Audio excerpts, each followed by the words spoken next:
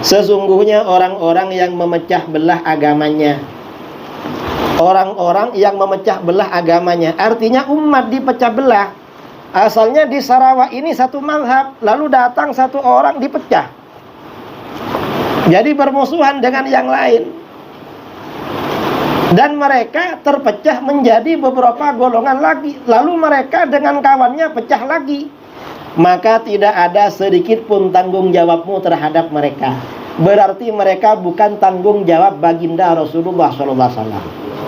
Kalau Rasulullah tak ada tanggung jawab pada mereka, berarti mereka aliran sesat.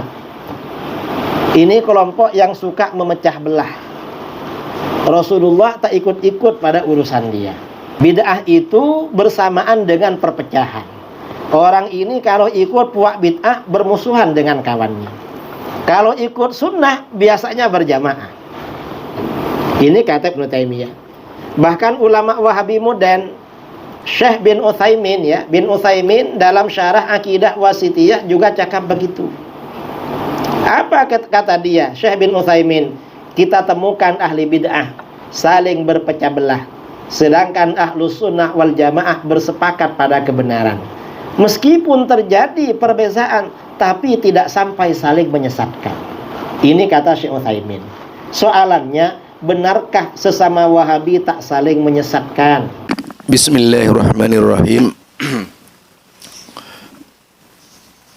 Kembali bersama saya Zulkarnain El-Maduri, berkaitan dengan pernyataan Idrus Ramli tentang Wahabi yang tak pernah berhenti berteriak-teriak Wahabi, karena memang otaknya sudah berisi Wahabi. Jadi otaknya itu berisi Wahabi. Seperti yang kita perhatikan, Idrus Ramli memberikan ceramah di Brunei Darussalam, di Sarawak ya kalau nggak salah ya. Kalau melihat dari lontaran kata-katanya, sama sekali bukan membicarakan agama, selalu membicarakan fitnah dan fitnah. Tidak keluar dari mulutnya kecuali fitnah, karena memang sudah oleh Allah diistidraj Idrus Ramli ini untuk selalu berbicara fitnah. Dan tentu saja termasuk orang-orang yang dimurkai Allah, orang seperti itu. Dia tidak akan pernah berhenti memfitnah Wahabi kecuali mati gitu.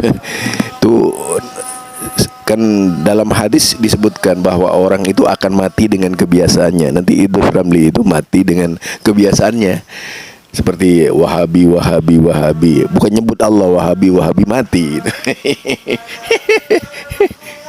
Nah, itu barangkali yang saya ingin sampaikan.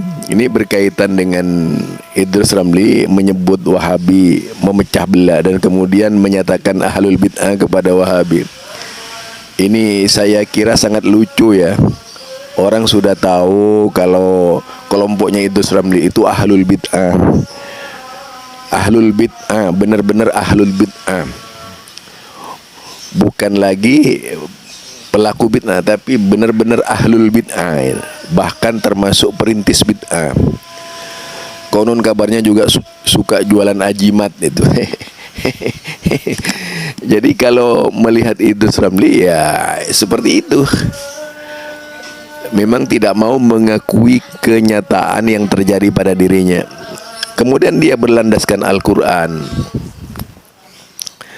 Jadi ayatnya seperti ini yang dikutip oleh Idrus Ramli, innalladzina farraqu dinahum wa kanu syi'an lasta minhum fi syai'in, ya, innama amruhu ilallah wa fayunabbi'uhum bima kanu ya'malun. Itu ayatnya ya.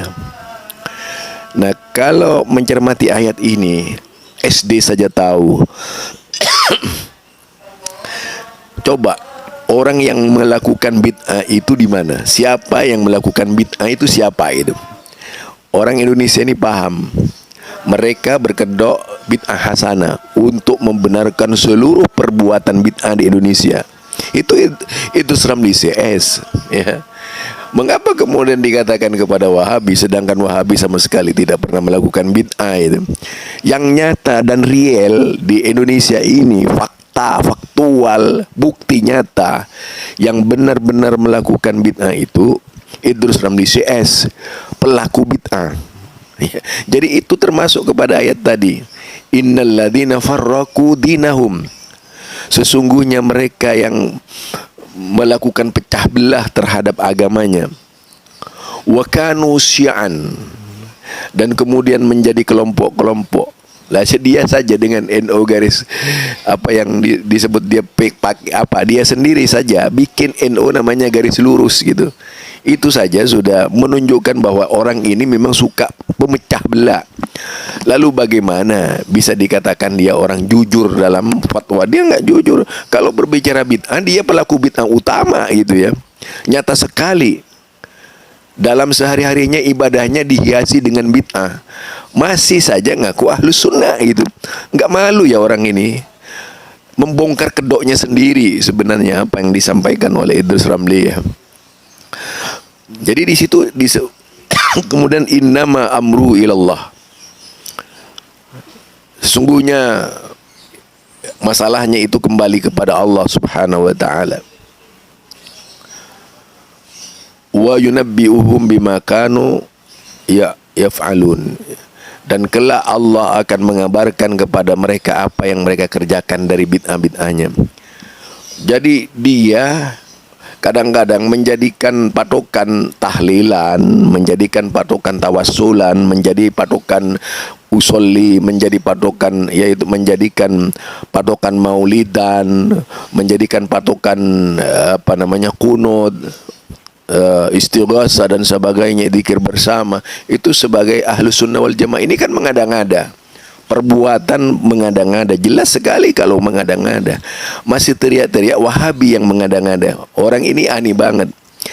Kalau yang ayat satunya itu Ar-Rum ya, ayat berapa, 32 kalau tidak salah, wa minal ladzina farraqu dinahum wa kanu syi'an kullu hisbin bima ladaihim farihun. Itu ayatnya. Jadi saya hafal ayat itu, Pak Ramli. Hafal banget gitu. Jadi yang pertama Anda gunakan ayat innal ladzina farraqu dinahum wa kanu syi'an lasta minhum fi syai'in. Ya, kemudian apa? Innama amruhu ilallah summa yunabbi'uhum bima kanu yaf'alun. Itu ya. Lah tentu saja yang seperti ini tidak layak diperdengarkan kepada muslim yang cerdas dan pandai, kecuali orang yang bodoh bisa mendengarkan Anda baik-baik itu, atau kelasnya sama dengan Anda, baru itu benar gitu ya. Karena apa? Isinya hasutan. Ini fakta. Siapa sebenarnya pemecah belah? Anda menyebut-nyebut ahlul bid'ah, padahal Anda sendiri itu gudangnya ahlul bid'ah itu. Anda melakukan berbagai banyak bid'ah itu dalam ibadah, dalam akidah dan sebagainya, termasuk sifat 20 itu bid'ah. Itu ya kalau mau berbicara bid'ah. Jadi buat apa saya menutup-nutupi? Jadi ngakui sajalah, sebenarnya Anda itu apa berlindung di balik ayat-ayat untuk membenarkan perbuatan bid'ah Anda itu yang seharusnya tidak layak bagi seorang muslim, yaitu mengumbar kebodohan di depan orang lain, untuk membodohi orang lain. Jadi minal ladzina farraqu dinahum wa kanu syi'an kullu hisbin bima ladaihim farihun. Itu ayatnya. Siapa saja sekarang yang bisa dikatakan farraqu dinahum itu yang melakukan tafrik bainan nas ilal batil, itu antum gitu. Jadi tafrik bainan nas ilal batil ini yang melakukan Anda, bukan siapa-siapa. Anda yang melakukan. Anda itu tidak pernah berhenti karena Anda sudah mulai tidak laku dengan berbagai macam cara, dilakukan berbagai macam trik-trik yang anti. Umat yang tidak tahu Anda seolah-olah Anda itu hebat, padahal nggak ada apa-apanya gitu. Barangkali itu saja dari saya, Zulkarnain El-Maduri. Subhanakallahumma wa bihamdika asyhadu an la ilaha illa anta astaghfiruka wa atubu ilaik. Assalamualaikum warahmatullahi wabarakatuh.